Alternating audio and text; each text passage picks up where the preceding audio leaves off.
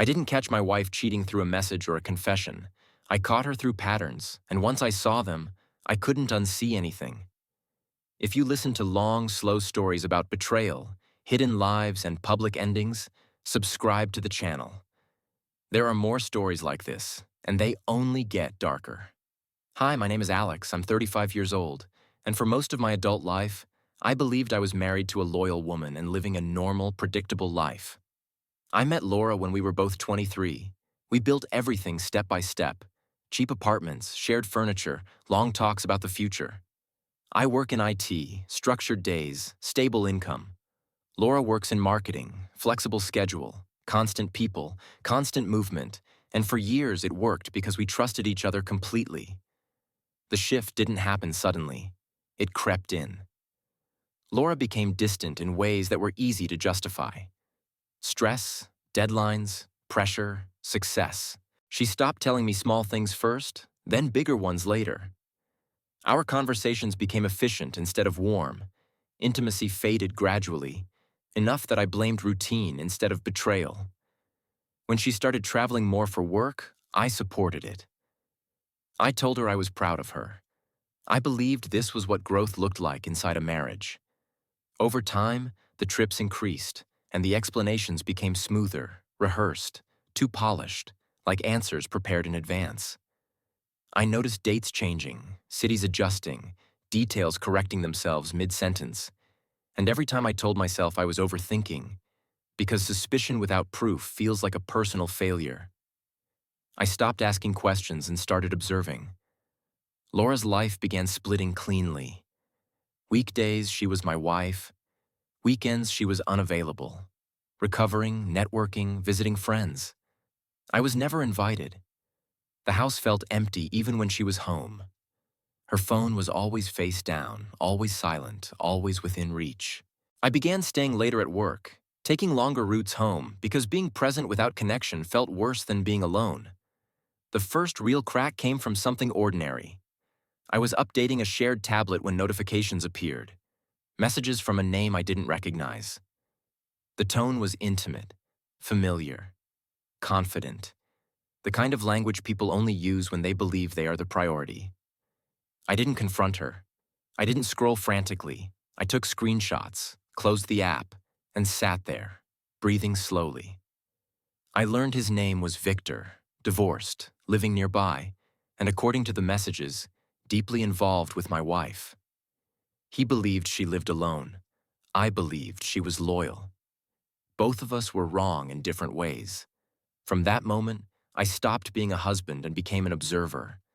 I tracked timelines, travel overlaps, stories that contradicted, receipts that didn't match explanations. I understood something important. If I confronted her privately, she would reshape reality, and I would doubt myself again. I needed the truth to exist outside her control. Laura grew careless. Comfort does that to people. She told me she was flying abroad for a conference. I watched her pack, hugged her goodbye, and wished her luck. That same night, Victor posted a photo from a restaurant 15 minutes from our house, her hand visible, wearing the watch I gave her for our anniversary.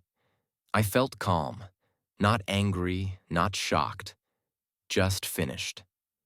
I didn't rush the ending. I planned it carefully. I waited because I wanted witnesses, not arguments. I suggested a small gathering at our place, a celebration after renovations. Laura loved hosting, loved appearances, loved being admired.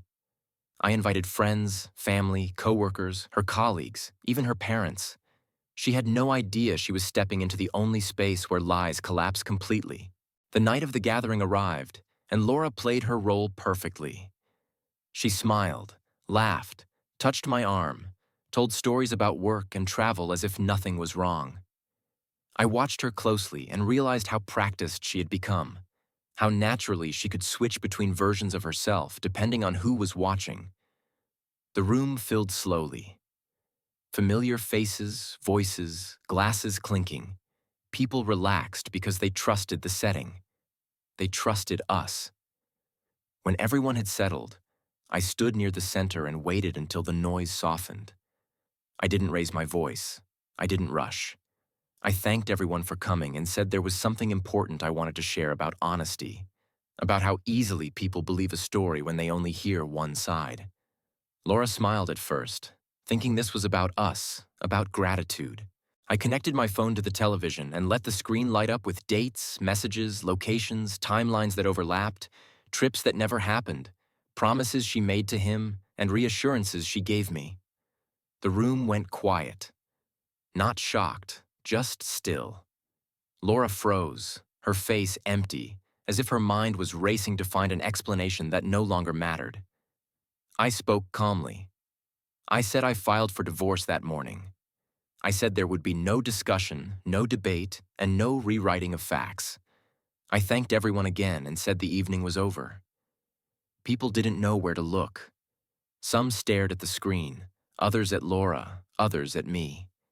She tried to speak, reached for my arm, whispered my name, like that alone could pull me back. I stepped away. Not angry, not dramatic. Just done. People left quietly. Some hugged me, some avoided eye contact.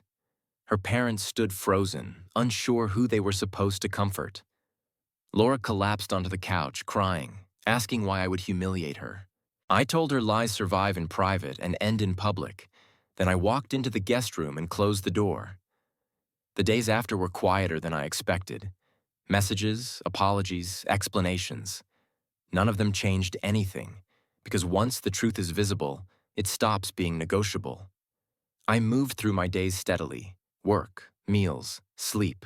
No chaos, no regret, just clarity. Friends asked how I was holding up. I told them the truth.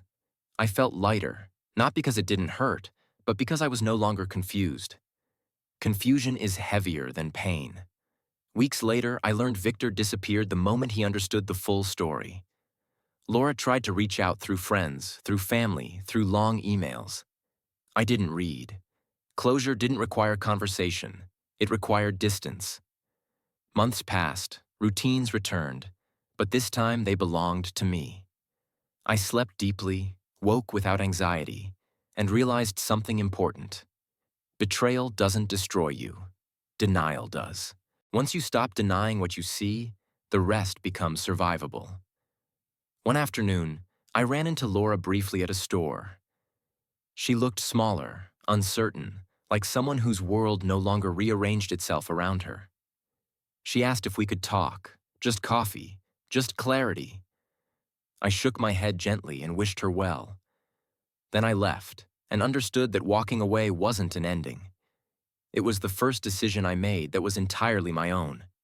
After that encounter, I stopped thinking about her entirely, not because I forced myself to move on, but because there was nothing left to analyze. No unanswered questions, no alternative explanations, no hidden angles. I had already seen everything I needed to see. That was new for me, because for months before the exposure, my mind had been busy constantly running scenarios, replaying conversations, questioning my tone, my timing, my instincts. Once the truth came out, that noise disappeared. Life became simpler. Not easier, but clearer. I focused on structure. Mornings at the gym, evenings cooking real meals, weekends spent outside instead of waiting around. I reconnected with friends I had slowly drifted away from without realizing it. I noticed how often I had declined invitations because Laura was tired, or busy, or unavailable, and how rarely I had gone alone. The freedom felt strange at first, like walking without a weight you had forgotten you were carrying. People asked if I was angry, if I wanted revenge, if I planned to tell my side of the story publicly. I didn't. The facts were already public, and facts speak louder than emotions. Laura tried several times to reframe what happened. She told people our marriage had been distant, that she felt lonely, that things were complicated. I didn't correct her. I didn't need to. Anyone who mattered had already seen the timeline, the overlap, the contradictions. Months later, her parents reached out, asking if I would reconsider, at least talk. I declined politely. I wasn't punishing anyone. I was protecting myself. That distinction mattered to me. I started dating slowly, not because I needed distraction, but because I wanted to experience connection without tension, without monitoring someone else's behavior. I noticed how relaxed conversations could be when you weren't bracing for disappointment. I learned to trust my perception again, which took longer than I expected. Trusting someone new was easier than trusting myself at first, but that balance returned with time. One evening, while cleaning out old storage boxes, I found photos from early in my marriage. Trips, holidays, birthdays, moments that once meant safety. I didn't feel sadness looking at them, just distance, like reading a chapter from a book you finished long ago. I kept a few, threw away the rest, and felt nothing dramatic, just completion. The public ending had done what private confrontations never could. It removed ambiguity. It closed every door at once and allowed me to walk forward without looking back. People sometimes think public exposure is about humiliation or revenge. But for me, it was about removing the option of return. When a door closes quietly, it can be reopened. When it closes in front of witnesses, it stays shut. That mattered, because I knew myself well enough to understand that if things had ended privately, I might have doubted myself later, wondered if I overreacted, questioned my boundaries. The public truth prevented that. Months later, I heard Laura had moved cities, started over, told new people a new version of the story. That was no longer my concern. My life had stabilized in ways I didn't expect. I slept better, made decisions faster, trusted my reactions, and stopped explaining myself unnecessarily. The biggest change was internal. I no longer negotiated with discomfort. I listened to it. I learned that betrayal rarely begins with someone else. It begins when you convince yourself not to see what is already there. Walking away publicly didn't make me stronger. It revealed the strength I'd been suppressing for years. And if there's one thing I know now, it's this. Double lives don't collapse because of exposure alone. They collapse because the person living them can no longer pretend they are unseen. With time, I started noticing changes in myself that had nothing to do with Laura or the betrayal itself. I became more decisive, less apologetic. I stopped softening my words to avoid reactions. I had spent years calibrating myself around another person's moods, and once that habit broke, everything else followed naturally. At work, I spoke up more clearly, stopped over-explaining, and noticed how often people respected boundaries simply because they were stated calmly. I realized how much energy I had wasted trying to maintain harmony that only existed if I stayed quiet. That realization stayed with me longer than the betrayal itself. Dating became different too, not because I was guarded, but because I paid attention early. I listened to how people spoke about accountability, about past relationships, about responsibility. I noticed red flags faster, and more importantly, I trusted myself when I noticed them. I no longer needed certainty from others to validate my discomfort. If something felt off, I acknowledged it without drama and moved on. That alone saved me months of emotional labor I didn't need to repeat. One night, a friend asked if I would ever tell the full story publicly, beyond that one gathering. I said no, because the story wasn't meant to follow me forever. It served its purpose and ended where it needed to end. Public exposure wasn't about control. It was about closure in the most literal sense. Closing every path back to negotiation. When people imagine betrayal, they often focus on the moment of discovery. But for me, the hardest part came before that. Living in a reality where your intuition keeps firing alarms you are trained to ignore. That slow erosion of self-trust is what does the most damage. Once I rebuilt that, everything else fell into place naturally. I stopped replaying conversations, stopped wondering what I could have done differently, because the answer became obvious. Nothing I could have done would have fixed someone committed to living two lives. Responsibility became clearer, not shared, not blurred, simply assigned. Laura made her choices. I made mine. The difference was, I made mine in daylight. The public ending ensured there was no mythology afterward, no dramatic retelling, no heroic suffering, just facts and consequences. Some people drifted away, uncomfortable with how direct it all was. Others grew closer, appreciating the honesty. I didn't try to manage their reactions either. I let relationships sort themselves the way they always do when you stop forcing them. Months later, standing in my kitchen, making dinner on a quiet evening, I realized something simple. I wasn't healed because time had passed. I was healed because I stopped lying to myself. Healing didn't come from forgiveness or understanding. It came from alignment. My actions finally matched what I knew to be true. That alignment is rare, and once you experience it, you don't trade it away easily. Looking back, I don't define my life by the betrayal or the exposure. I define it by the moment I chose not to protect a lie that wasn't mine. And if there's one reason I would tell this story at all, it's this. If your life feels confusing, heavy, or slightly unreal, pay attention. Confusion is often the first signal that truth is waiting to be acknowledged. After that realization, my days stopped revolving around recovery and started moving toward construction. I wasn't rebuilding what I had lost. I was building something that had never existed before. A life where my reactions were trusted and my boundaries were not negotiable. I rearranged my apartment, changed routines, removed objects that carried quiet tension, not because they hurt, but because they no longer belonged to who I was becoming. I noticed how peaceful evenings could be when there was no underlying sense of waiting for something to go wrong. Silence stopped feeling threatening and began feeling earned. Friends commented that I seemed calmer, more grounded. I didn't correct them, because calm wasn't something I was chasing. It was something that appeared naturally once the internal conflict ended. I stopped needing validation for decisions that were already clear to me. That was new and surprisingly powerful.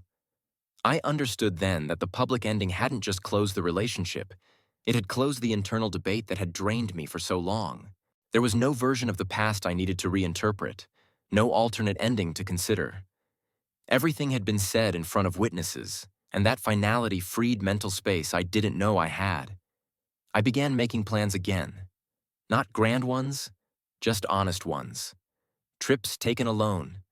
Choices made without consultation. Mornings shaped around my energy instead of someone else's expectations. Dating continued slowly, intentionally. I didn't rush into narratives or future promises. I stayed present and paid attention to how it felt to exist next to someone without shrinking myself. That feeling became my new baseline. Not excitement, not intensity, but ease. And once you experience ease, you recognize immediately when something threatens it. I thought occasionally about the version of myself who would have tried to fix things privately, who would have accepted explanations, who would have minimized discomfort for the sake of continuity. I felt compassion for him, but no desire to return. Public truth had protected me from my own tendency to compromise too far. That mattered more than any reaction Laura or anyone else had afterward. I learned that dignity is not loud. It doesn't announce itself. It simply refuses to participate in situations that require self-erasure. The public exposure was not an act of anger. It was an act of alignment. A moment where what I knew internally matched what existed externally without distortion. That alignment changed how I moved through the world. I became less reactive, more deliberate. I listened more carefully, spoke more precisely, and stopped apologizing for clarity. When people later asked what the hardest part of the experience had been, I surprised them by answering honestly. It wasn't the betrayal or the exposure. It was the months before, when I sensed something was wrong and taught myself not to trust that sense. Once that lesson settled, I understood something fundamental. You can survive betrayal. You can even survive loss. But living in contradiction with your own perception is what truly drains you. The moment you stop doing that, life becomes simpler, even when it's not easy. And that is why I don't regret the way things ended, because the ending didn't just reveal her double life, it ended the one I'd been living with myself. As weeks turned into months, I stopped measuring progress by how little I thought about Laura, and started measuring it by how present I felt in my own life. I noticed details I had ignored before, how my body felt waking up without tension, how decisions no longer required rehearsal. how silence no longer demanded explanation. Those changes didn't arrive dramatically. They settled in quietly, the same way discomfort once had, only this time they brought stability instead of doubt. I became more selective with my time, not because I was guarded, but because I finally understood its value. I no longer filled gaps just to avoid being alone. I let evenings unfold without agenda and discovered how restorative that could be. I also noticed how clearly people revealed themselves when you stopped projecting expectations onto them. Conversations felt lighter because I wasn't scanning for hidden meanings or inconsistencies. I listened without suspicion and spoke without fear of causing conflict. That balance felt earned, not accidental. One afternoon, I was asked to give a short talk at work about leadership and accountability, and while preparing, I realized how much my definition of responsibility had changed. I spoke about alignment, about the cost of ignoring obvious signals, about how clarity often arrives long before proof, and how waiting for permission to trust yourself can be more damaging than making the wrong call. People responded strongly afterward. Some thanked me privately, others said it resonated more than they expected.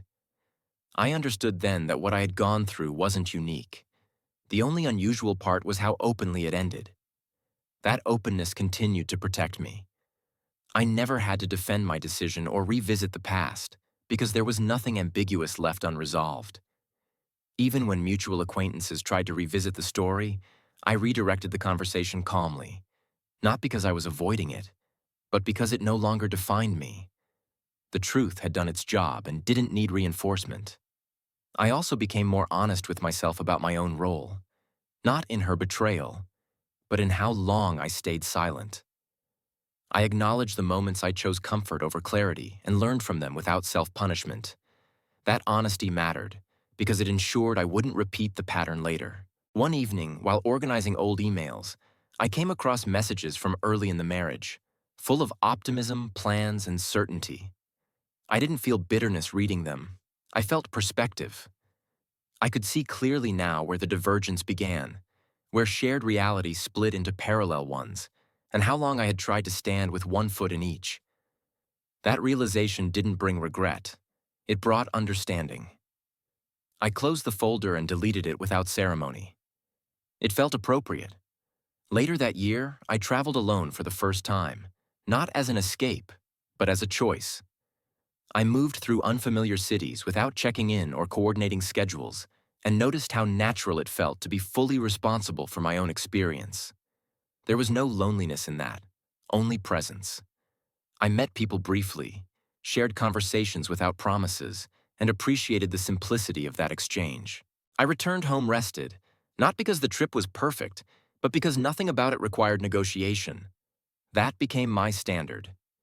I also learned to recognize early signs of misalignment in others, not with suspicion, but with awareness.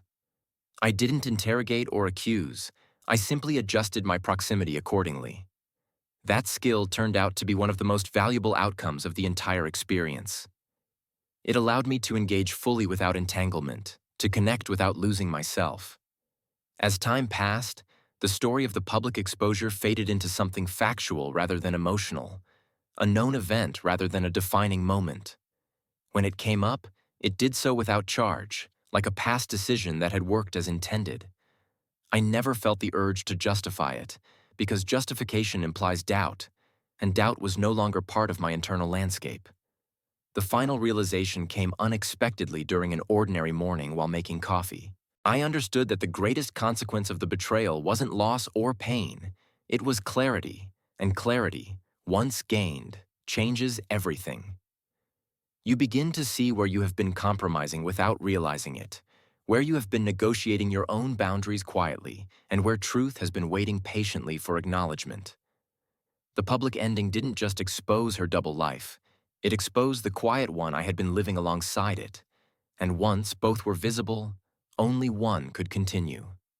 I chose the one that required no performance, no suppression, and no denial.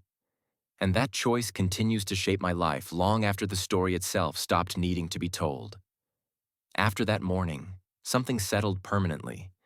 Not relief, not pride, but steadiness, the kind that doesn't need to announce itself. I stopped framing my past as something that happened to me and started seeing it as something I responded to. That shift changed how I carried the story internally. It was no longer about being wronged. It was about recognizing the moment I chose alignment over avoidance. That choice kept paying dividends in subtle ways. I noticed how quickly I now disengaged from situations that felt performative, how little tolerance I had for vague explanations or shifting narratives. I wasn't suspicious. I was precise. There is a difference, and learning it saved me time and energy. I also stopped confusing intensity with connection, something I had done before without realizing it. The calm consistency I experienced afterward felt unfamiliar at first, but eventually, it became non-negotiable. I began selecting people and situations based on how grounded I felt afterward, rather than how stimulated I felt during. That alone filtered my life more effectively than any rule I had followed before. Occasionally, I was asked whether I believed people could change, whether I thought Laura might have learned something from the exposure. I answered honestly, maybe, but change isn't my responsibility, and growth doesn't require my participation. That answer used to feel harsh to me. Now, it felt accurate. Accountability isn't something you extend endlessly. It's something each person chooses when they're ready. The public ending had ensured that any future narrative about our relationship would include facts, not just feelings. That mattered, because feelings are flexible. Facts are not. I didn't need to monitor what was said afterward, because the foundation was already set. There was nothing left to correct.